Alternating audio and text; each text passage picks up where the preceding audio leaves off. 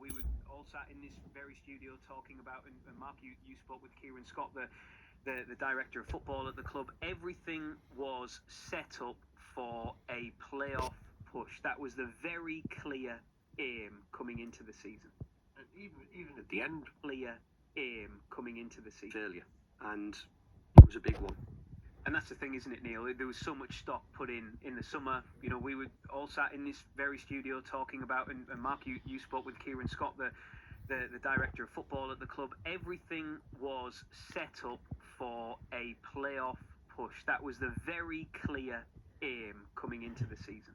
And even at the end, Rob, you look at the end of last season, the run that we had, the momentum, really good, and then you follow up to this season, and it's been a season of inconsistencies, results, 18 defeats.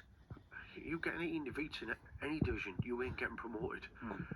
Absolutely guaranteed. And the goals you scored, the goals that you conceded, there were so many factors leading up to why it hasn't been a successful season.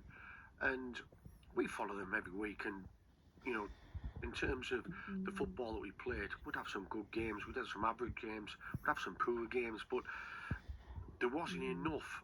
For me this season, I've got to admit, it's one of the seasons where I've sat back and thought, I haven't really enjoyed it. I'm being honest.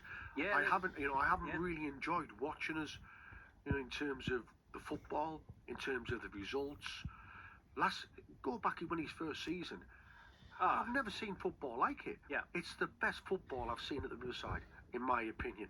I look forward going to games. I look forward watching us play, because I knew we were going to beat the opposition.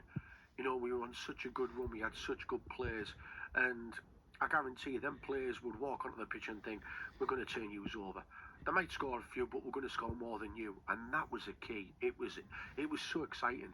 But since then, we have gone backwards, and if you go backwards and you don't push on, this is the outcome. So, yeah, I feel disappointed for him. I really do, because I'm certain he'll have wanted to have succeeded, but it hasn't gone to plan.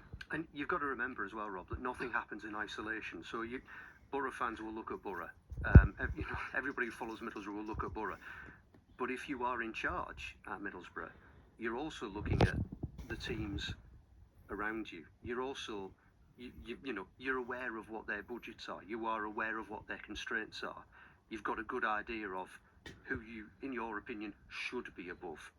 And I think it's fair to say, finishing behind Bristol City, Millwall and Blackburn, let alone Sunderland. I was about to say, yeah. Let alone Sunderland, 12 points away from Sunderland. I mean, add all of that up, and that is, those chickens came home to roost. And you touched upon it on your article on the BBC Football website about the lowest points total for a playoff position this season. Over a decade. Yeah, absolutely, no doubt playing a role in all of that there. Yeah, look, the top two. The Championship is, like football in general, has become very unequal, hasn't it, all of a sudden? So the top two to get 100 points, well, wow.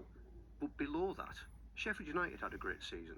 But there is no reason why Borough couldn't have been a Sunderland. There's no reason Borough couldn't have done what they did and pushed the eventual promotion winners a lot harder than they did. And I think Sunderland are a really difficult comparison if you're Michael Carrick and his coaching staff, because